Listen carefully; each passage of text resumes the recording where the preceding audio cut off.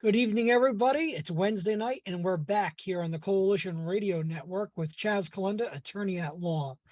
I'm Chaz Calenda. I'm an attorney at the law firm of Inman and Torgy here in Rhode Island, Coventry, Rhode Island, and I am your host as I am on Wednesday nights here on the Coalition Radio Network to discuss various legal issues here affecting us in Rhode Island and political topics that we are all looking at with great interest now that election season is upon us. Tonight, to join me to discuss the topics of the state of Rhode Island gun laws post the Supreme Court case in New York State Association, Rifle and Pistol Association versus Bruen, is Coalition Radio host management, Pat Ford, and we will discuss the actual implications of what that case means here for Rhode Island Second Amendment rights. Pat, thank you as always for joining me.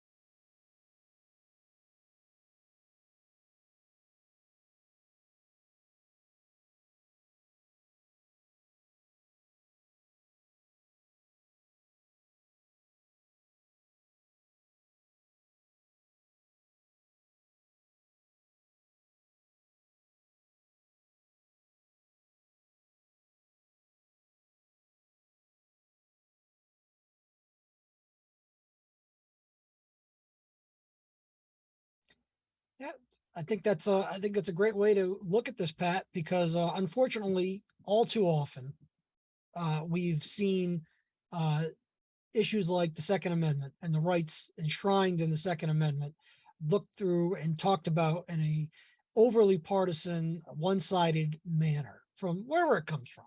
But when we listen to um, people like our current Attorney General, people like the Attorneys General of the states that were principally affected by this Bruen decision, states like New York, Massachusetts, California. Those are the types of states we hear it talking about it as if the Second Amendment has overtaken all public safety issues. The Supreme Court's gone wild. That's just simply not the case. And I think the majority in the Supreme Court put that very well. And they said, we've really done nothing but reiterate what we've already ruled on, which was in Heller versus the District of Columbia, which they held the right to keep and bear arms was a fundamental individual constitutional right. They, although they did not reach the issue of how far that extended outside of your home at the time and back in 2008, Bruen did in fact reach that issue and held that it was likewise a fundamental individual constitutional right to carry and bear, so to speak, a firearm on your person outside your home for the purposes of self-defense. And those arms are ones that would be in use, in common use in today's society. So that obviously has huge ramifications, no matter what state you're in, because as you see, many of these states have now tried to enact laws, like Rhode Island did, that are restricting the types of weapons that are available to its citizenry, and the manner in which these firearms may be carried and the places they may be carried, just to give a few examples. So Rhode Island, as you mentioned and alluded to, Pat, this end of the General Assembly session in June, pushed through several gun control bills.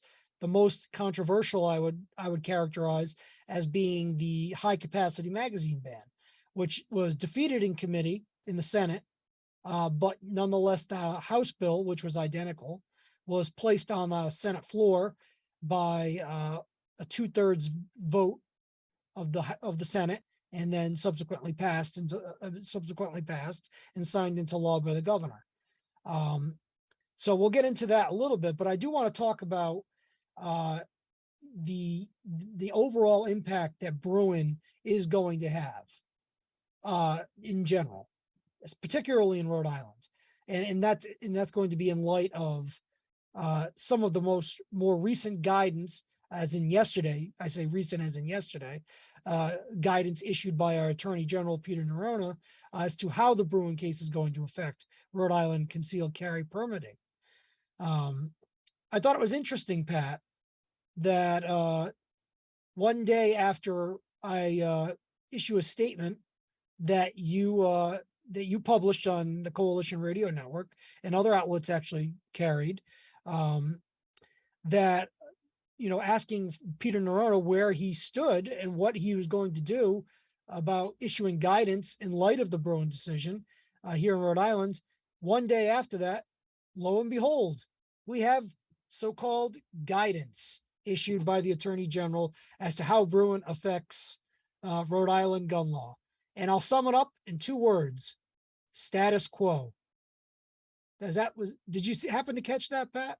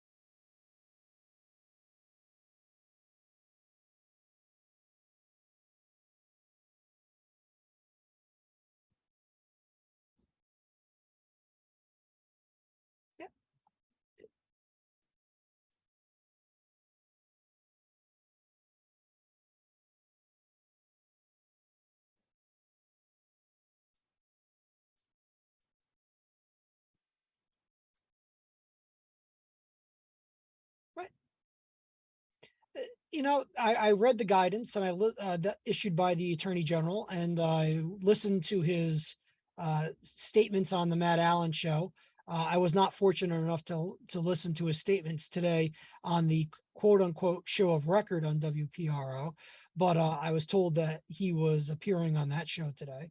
But I did read the guidance, and the guidance essentially says, because Rhode Island has a statute, which is Rhode Island General Laws 114711, which is a shall issue statute, and it does not require a proper showing of need to get that permit. Mr. Noronha interprets that as Rhode Island meeting the federal constitutional right to keep and bear arms, despite the fact that that statute does contain a suitability clause, which is defined nowhere under Rhode Island state law, and it's defined under no court case under Rhode Island Supreme Court case law. So this, one of the prime holdings, one of the core holdings, I should say, of Bruen was that governmental officials evaluating applications for concealed carry permits cannot have open-ended discretion to deny these permits. And that means that they must rely on objective criteria, objective standards when they are evaluating these applications. So, you have that presents us with the same problem we've been facing in Rhode Island for as long as the statute's been in existence, is that depending on who the licensing authority is, in this case, and the local licensing authorities are generally the police chiefs of each and every city or town in the state, depending on who is looking at your application, they may make a very different determination as to whether or not you're suitable to carry that license. And I know that's going on because I represent many people who are in that predicament. You go to one city and they look at you, as long as you're a law-abiding citizen, you have nothing that has historically disqualified you from possessing a firearm, you're going to get a permit. You go to another city or town, I'm not going to name them because I don't think it's fair right now, but there are certain ones that have a reputation. You go to them and apply for a permit. I mean, short of you being the victim of a severely violent crime already, you're probably not going to get a permit if they even have an application. And that issue was settled long ago by the Rhode Island Superior Court back in 2000, and I want to say it was 2004 or 2003, that the Superior Court issued a writ of mandamus to a certain city or town that did not even have an application, and they were referring all of their applications to the Attorney General's office. And the Superior Court said you can't do that. You have to accept and fairly consider the application. Yet we still have cities and towns doing that. Mr. Noronha yesterday on the Matt Allen show denied that was the case. He said in his experience, he's never heard that to be the case. But if it was, he is, to my surprise, my genuine surprise, offered the services of his office to make sure that those police departments would indeed accept and fairly consider your application. I am certainly going to take him up on that offer the next time I have a client walk into my office and say, I can't get an application, or this so-and-so department won't consider my application. So I'm certainly, the first call I'm going to make is over to the Attorney General's office and say, per your invitation, Mr. Noronha, I'd like you to involve yourself and inform and instruct said department to accept and fairly consider my client's application, as it is required to do.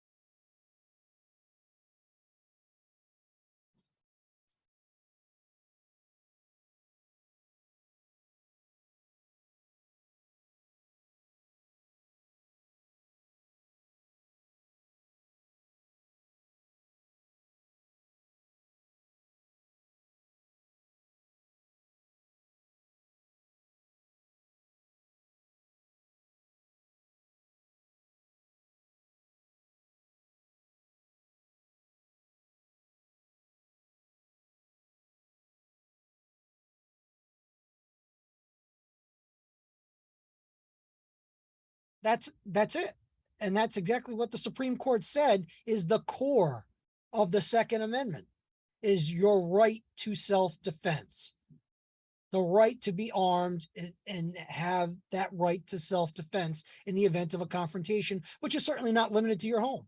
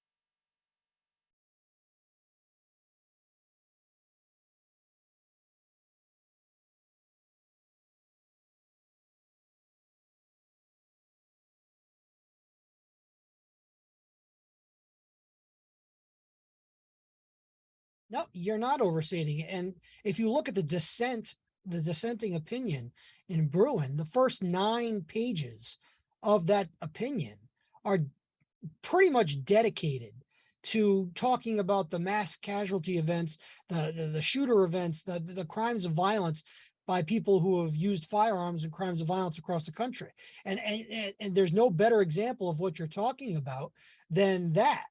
That is the justification that the dissent and certain segments of our population, political population, are using to justify an infringement of a fundamental constitutional right. They may not like that right. They may not like that right.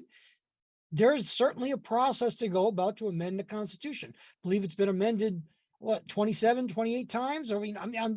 What are we, this is not whether or not we can, what side can put the most social pressure on a court or a legislator.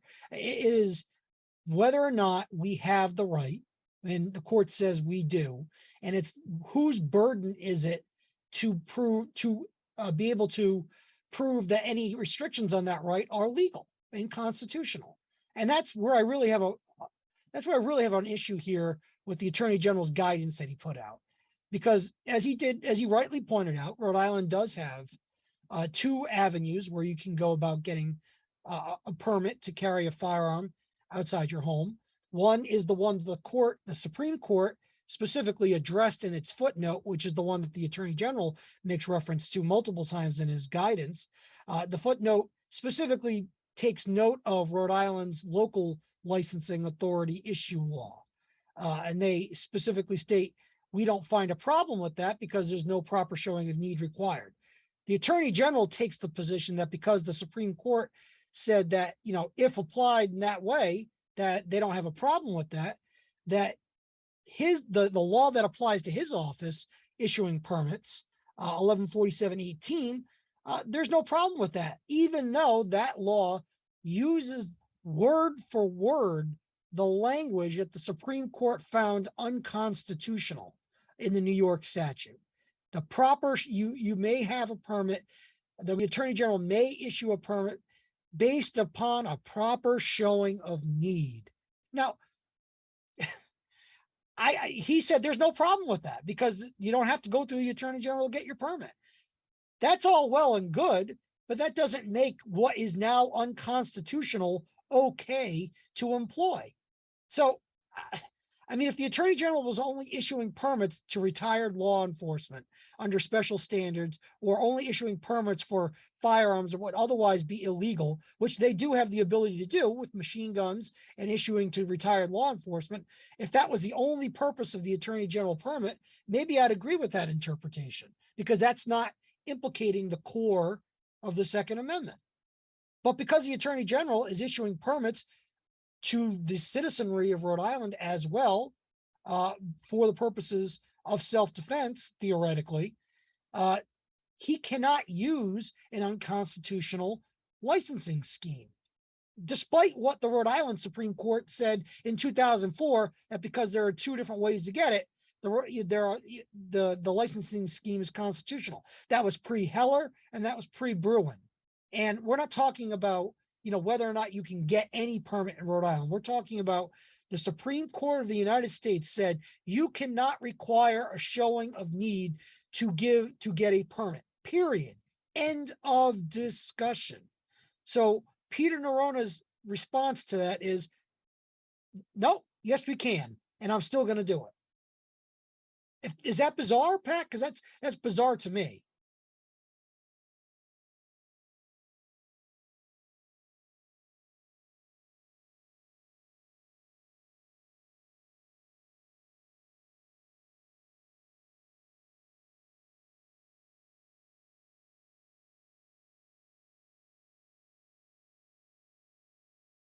This is a highly focused, narrow interpretation of a decision that fundamentally disagrees, with, tell them a little rusty, disagrees literally with the last 25 or 30 years of Rhode Island legislation. Not only its content, not only its impact, but the direction, the course that it's been taking. As my fundamental belief is that Rhode Island law, on a very slow, gradual, and well, maybe not so slow, not so gradual after this year, basis, has sole intent is to prevent virtually every Rhode Islander possible from owning a firearm. That's the direction. And in the highly politicized speeches that were made at the bill signing ceremony, which the coalition has on video and will probably add to a very comprehensive web post on this, that was laid bare when folks were talking explicitly about gun legislation, and this was, I found, highly inappropriate, being in the State House, in the People's House, not just for good safety, but for good politics. And that just summed it all up. That laid bare exactly what the intent here. Now, I'm curious because, again, you've got a very similar political environment, in a sense, in the Commonwealth, as my buddy Matty would say. And in the Commonwealth, again, you've got an attorney general who now has the Democratic nomination for governor. She's running only whomever the Republican primary puts up. And I happened to attend a speech of hers at of all places, the Boston Chamber of Commerce, who enthusiastically laid out the red carpet for her. So it's clear to me that the next governor of the Commonwealth of Massachusetts is going to be Maura Healey. And they came out, and we saw the Boston Globe article, but maybe you can discuss the issues raised by the state of Massachusetts and what their reaction has been. Well, Massachusetts had to make drastic changes because they don't have a hybrid system like we do. The only people in Massachusetts that were getting firearms had to go through this May issue system. Massachusetts has enshrined into their laws ability to restrict licenses, unlike Rhode Island, although that it does get done in Rhode Island illegally, I would posit. Massachusetts has that written into their laws where your licenses are generally restricted, and particularly in places like Boston, the Boston Globe article points out, most people who receive a license to carry are heavily restricted in where they can do it and how they can do it. So Massachusetts had to make some very, I would say, very quick decisions about how they were going to react to this decision. And to her credit, although I don't probably agree with much of her politics. To her credit, the Attorney General of Massachusetts did come out and issue that guidance fairly quickly. And now you see cities like Boston, cities like Springfield, they are erasing these restrictions from existing permits, and they are no longer issuing restrictions on newly obtained permits. So that is that's a big deal, Right. particularly. No, That's it's a big deal, and particularly in a place like Massachusetts, which is about as deep blue as it gets. right. And it's possibly, once you move past, say, New York and California, probably one of the most difficult states in the nation in order to own a firearm legally. Yes, they have all those restrictions on the types of firearms that are even allowed within the Commonwealth. Right. They have to be mass compliant firearms that are allowed into that state. So, she did what she was supposed to do. I don't know that the legislature is going to follow as smoothly, but when they have the chance to address state laws in Massachusetts, to maybe potentially try to upend what the Supreme Court held. But the Attorney General did what she was supposed to do. We have a decision from the United States Supreme Court. We are obligated to follow it, and here is what we need to do in order to be in compliance. That was ostensibly what Attorney General Noronha was trying to do yesterday. He failed miserably, in my opinion. Now, there are also other states in the nation that have met these same challenges. And what's been the story there from what you've been able to glean? A lot of this is highly localized news, so sometimes it's tough to get the straight story. It's easy when you've got an organization like the Globe that now effectively spans, and might be the real show record, right? But effectively spans the Commonwealth here in Little Rhodey. But generally speaking, states around the nation have fallen in line, haven't they? Yeah, and I think every state that was named by the U.S. Supreme Court in the Bruen decision, New York, Hawaii, Massachusetts, Maryland, not Delaware, California, and then whatever the other ones were, and they're all escaping me at the moment. But they named about 6 plus the District of Columbia that had these may issue law schemes, and they essentially, their attorneys general came out and did exactly what Attorney General Healy did, which was this is how we have to comply with the Bruen decision. Now you had states like New Jersey and New York come out and then pass laws which basically tried to deem every public place a sensitive place where you could not carry a firearm, despite Bruen taking on that issue. Bruen said that it would be ridiculous and a violation of the Constitution if New York tried to deem all of Manhattan a sensitive place simply because it was a crowded public place. But essentially, New York and New Jersey have tried to do just that with subsequent legislation.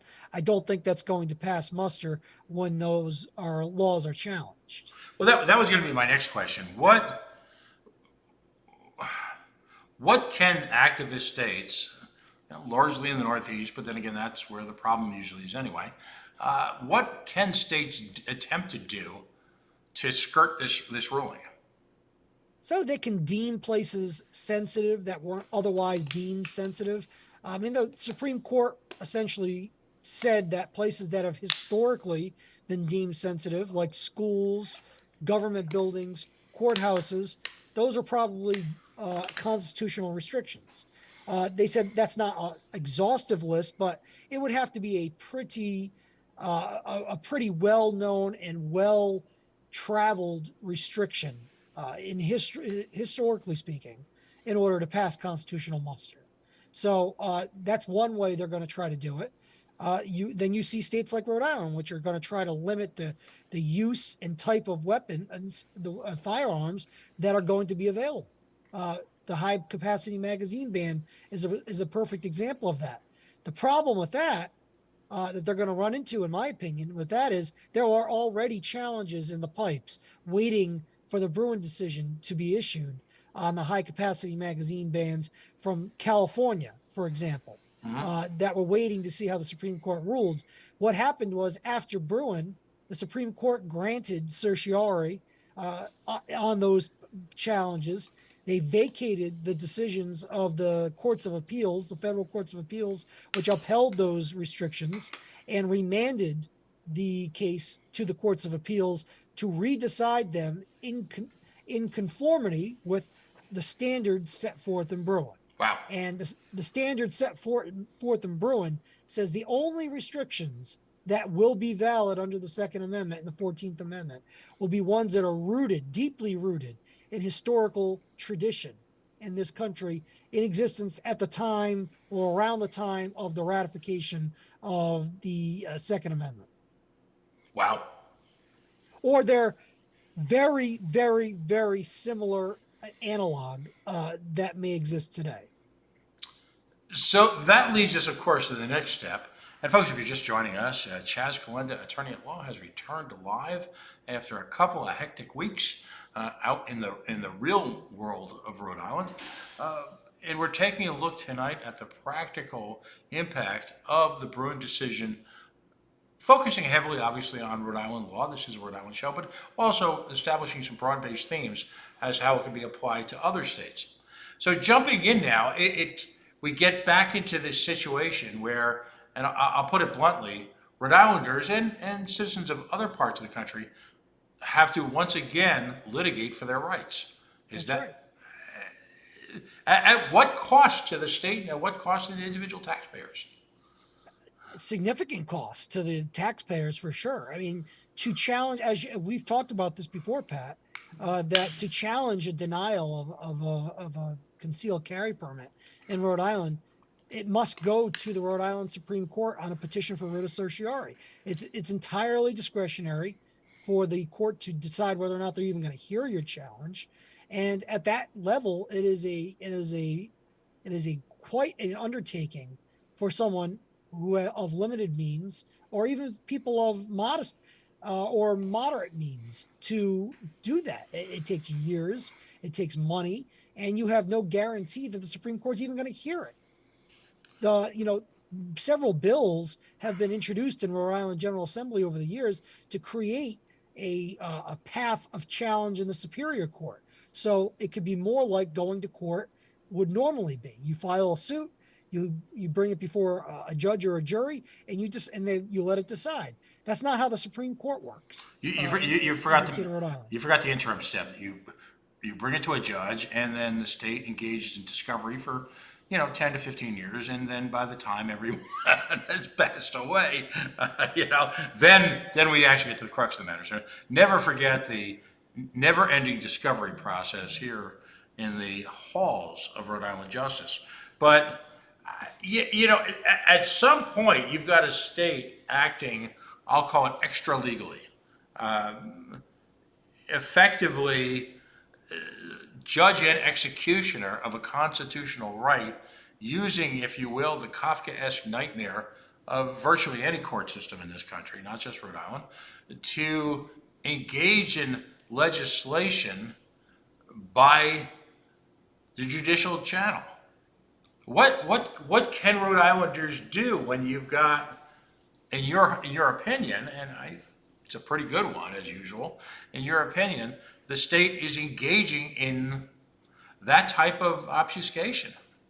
Well, when you say the state in this particular situation, Pat, it comes down to it's the Attorney General, because it's ultimately the Attorney General's responsibility to ensure that the laws are consistent with the state and federal constitution.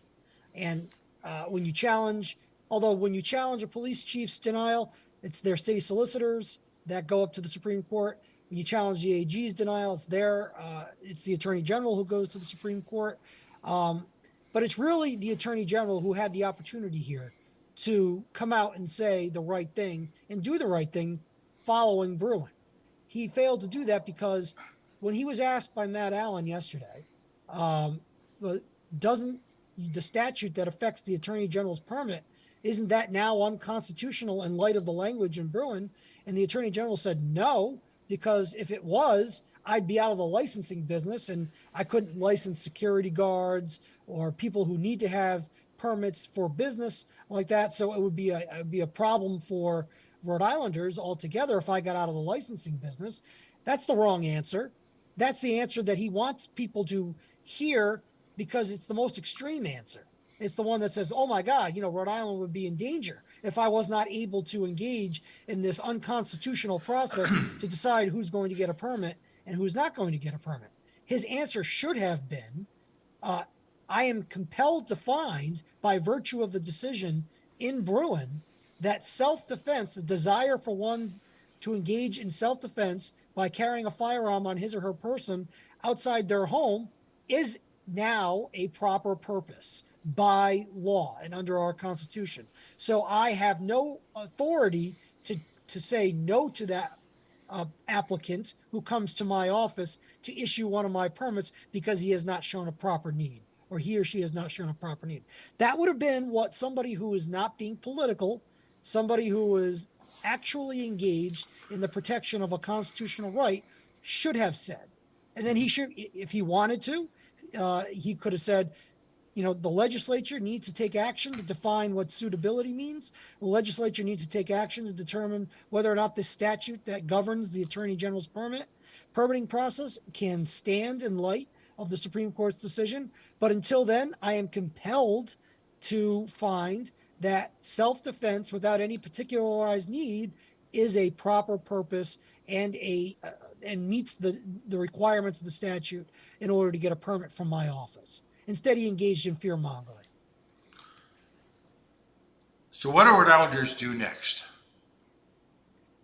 Well, if you'll excuse my self-promotion, you'll have to, I would say, vote him out this coming November, when it will be myself and him on the ballot. Because regardless of what my political opinions are, and I think everybody can probably figure out where I stand, regardless of what my political opinions are, I agree that a right is a right. A constitutional right is a constitutional right, whether I like it or I don't like it. And regardless of what my opinion is, I'm going to fight for all of the constitutional rights, and particularly when the Supreme Court has just recently ruled that not only is this a constitutional right, it's a fundamental one. And the state has the affirmative duty, the affirmative burden to prove that any restrictions they put on that right are deeply rooted in our nation's history and tradition. That is a tall order, and that is an exacting standard. And if you can't do that as the state's chief law enforcement officer, you're in the wrong job. Yeah, it's astonishing when you look at the totality of events surrounding 2A, starting with those terrible, terrible massacres in Uvalde and places like that, and then coming full circle, if you will, through Bruen, through the state's reactions to Bruen, and now the one good man, as it's often referred to in the Second Amendment world, standing tall at a shopping mall and engaging in an almost clinical display of skill, accuracy, presence of mind, bravery, not only in just his returning fire to the assassin, but at the same time as it has been presented from the videotapes by law enforcement in that community. And I just find this astonishing. I have to reflect on this for a second. The presence of this young man, not just to react in such a clinical, disciplined manner to the events, but to simultaneously guide people to safety in this matter of seconds. It's incredible. And this is what we in the Second Amendment community train our members for. We don't train them to be the hero, but we train them how to be disciplined, train them how to have the presence of mind to act appropriately, safely, and in the best interest not only of themselves, but of those who they can protect if necessary, and to have the poise to do it. This is why we have gun clubs. This is why we have the rigorous training that our own community exerts upon itself, to hopefully have people like this young man in places where they can do some good. And to do some good is not doing this justice. I mean, it's an amazing set of facts that this young man was able to to navigate through this with such poise, such proper temperament, such accuracy, such safety. Um, it's incredible, and he deserves all the kudos he's getting. And it speaks largely to the concept that training and discipline from a skilled adult not only gives a young person the skills to use a firearm, but also the temperament and the respect for the power and the danger if a firearm is used either improperly or aggressively. And I've often held that the way to really develop a sense of safety for firearms is not to teach fear of firearms, but take an individual like Brendan Jacobs here in the state of Rhode Island, who works exhaustively with young people, teaching them all of the above. Skill, respect, maturity, safety. And those young people know how to work around and be in the presence of a firearm. And it just strikes me that maybe it's time to get back to those virtues.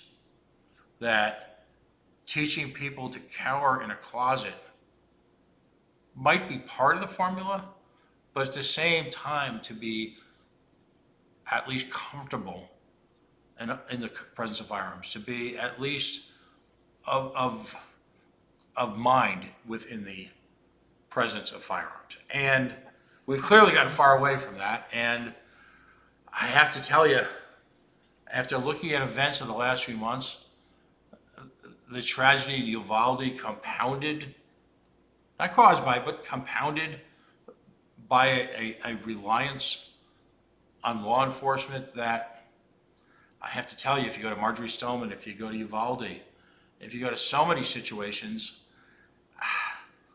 I'm not here to diminish law enforcement, but I will tell you, from my perspective, I'd love your thoughts on this, that an exhaustive reliance on other people to protect you can absolutely put you in harm's way. You're right, Pat. And many law enforcement agencies have said the exact same thing themselves. Many times they just cannot get to these situations fast enough to prevent the casualties and the tragedies that have been going on. It certainly was the case. Obviously, we saw that in Uvalde. We've seen it in other places, but even in the situations where it may not be a school or a crowded place, many times it takes law enforcement longer than it would take someone who was properly trained and disciplined with the proper temperament to defend themselves in that situation.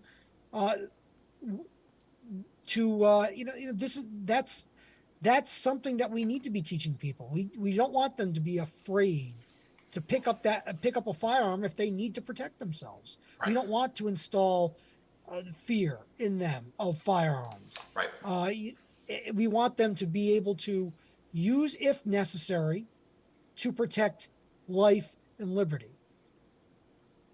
Yeah. It's disturbing to see these issues politicized. It's disturbing to see organizations use fear for the purpose of raising funds.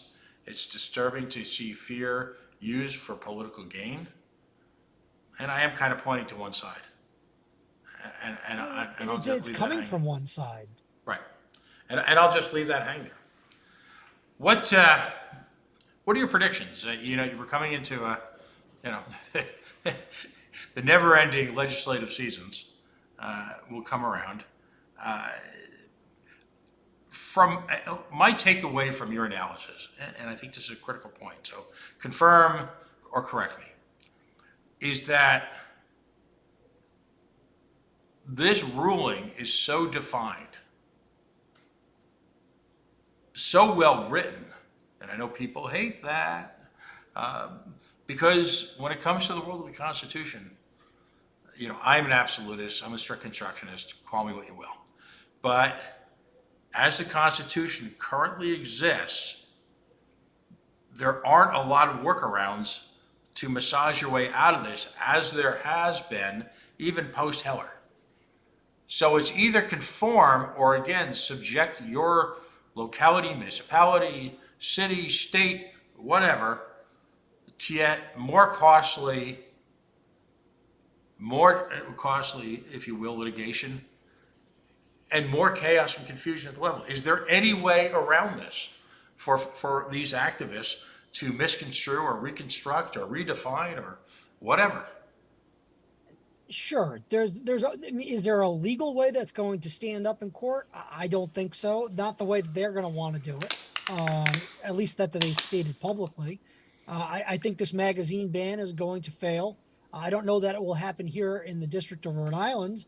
I think it's actually going to be addressed first out in the Ninth Circuit, since that matter has been remanded from the United States Supreme Court to be redecided in conformity with Bruen.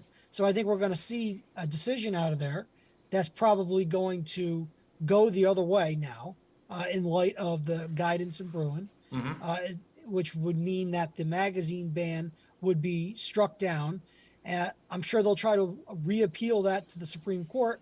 I don't see the Supreme Court taking that case. Which would leave the ban in place for the Ninth Circuit. And I think the other circuits will have to have no choice but to follow suit. I mean, that doesn't mean that they actually will fall right in line. I think we're going to see years of litigation because the states that want to put these barriers up, the states that want to make you jump through these hoops, figure it'll take years before we finally get a definitive ruling that our new laws that we've just made are not good. And that's unfortunate, because I don't think we should have to go to court every single time the Supreme Court rules to see just how far we as a state can push it, or we as public officials can push it before we finally get slapped down by a court. Right. That's engaging in gamesmanship and partisanship that's not needed. Right. And brinksmanship should not be our public policy. No, it should never be our public policy, despite whatever your personal opinion is. We're playing with people's rights. Would people accept that if we were playing with the Fourth Amendment that way, your right to be secure in your home and your person against unreasonable searches and seizures? No, I think we'd have an uproar in this country if states were trying to roll back that constitutional right. Would people accept the fact that we would take away religious freedom in this country step by step, or constantly introduce laws that tries to roll back religious freedom? No, they would not. It would not accept that one bit. How about rolling back the voting rights? I mean, right. People are up in arms over having to show an ID to vote. Yet they want you to jump through more hoops to exercise your Second Amendment right to keep and bear arms than exists for any other right. I don't know of any other right where you have to pay money to exercise it. You got to pay. I mean, yeah, okay, $40, not a ton of money.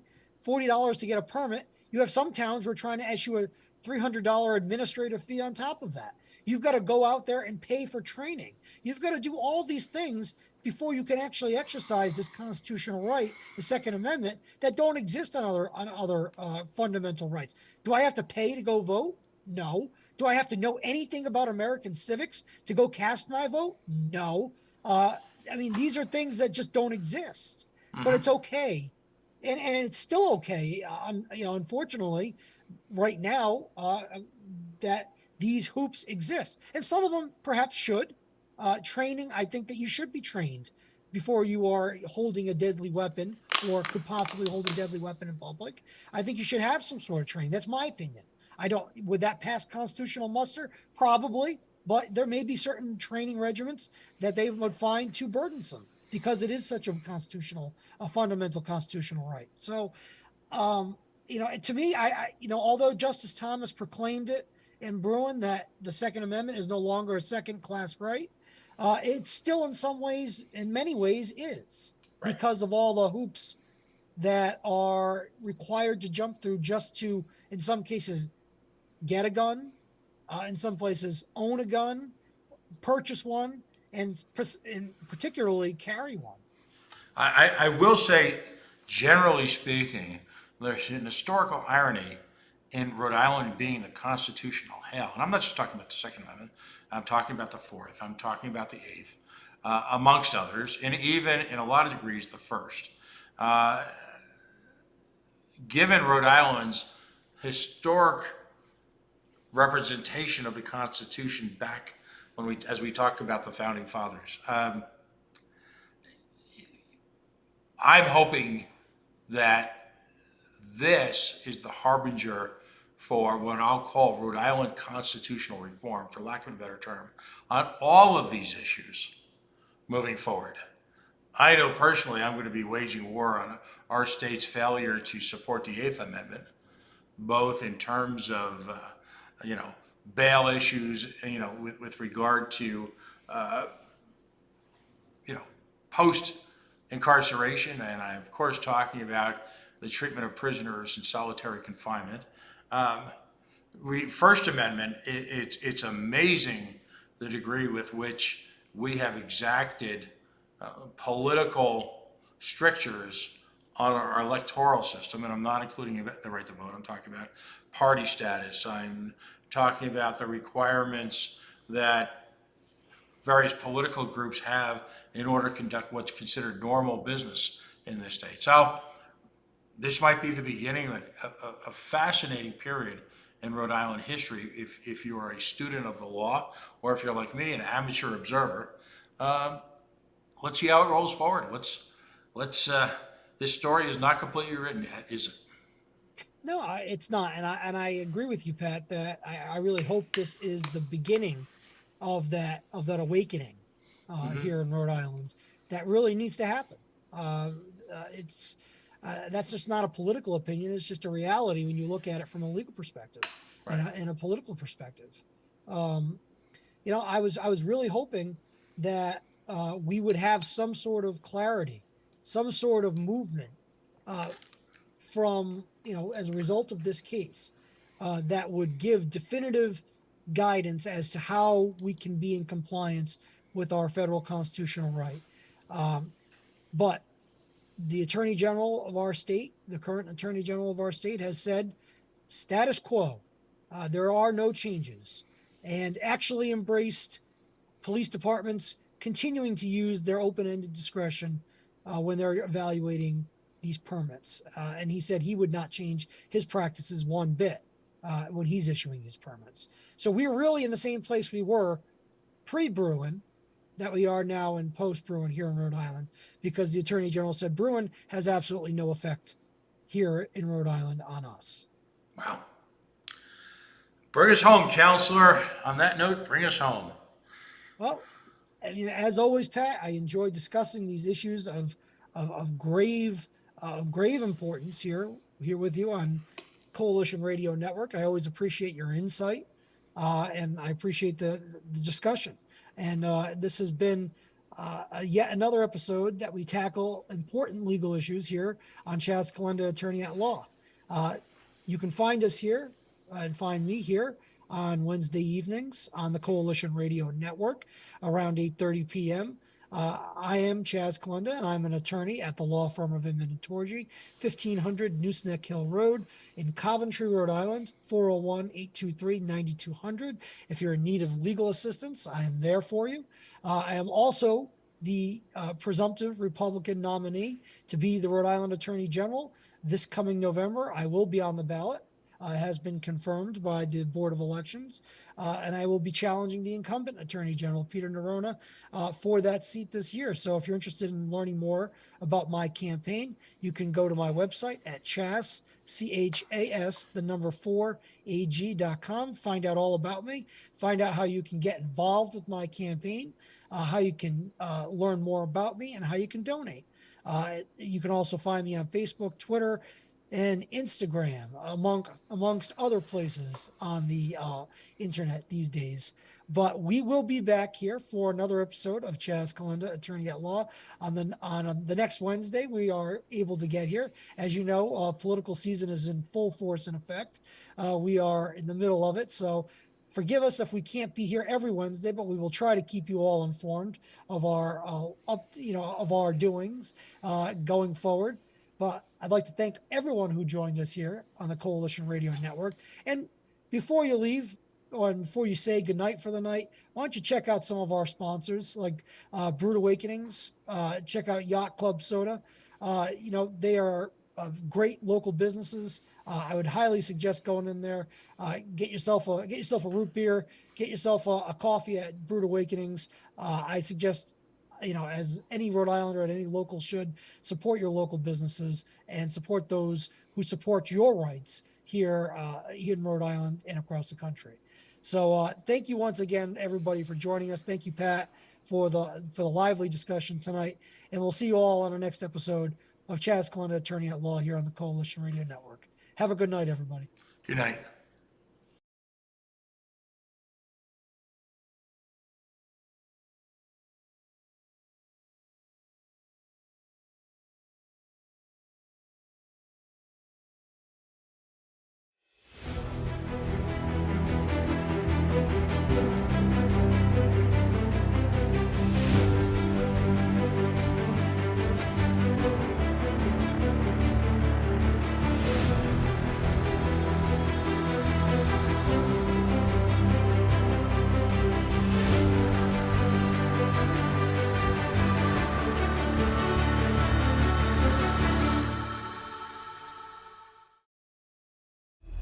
To take home the Golden Gloves, you've got to put in the work, and you've got to be tough as nails. Ashley Kalis was driven to achieve. Today, Kalis is still fueled by that same hope, grit, and determination. A mother of 3 school-aged boys and successful business owner who ran testing and vaccination sites across the state. Kalis is the fighter Rhode Island needs right now because it's time for a change. Ashley Kalis for governor.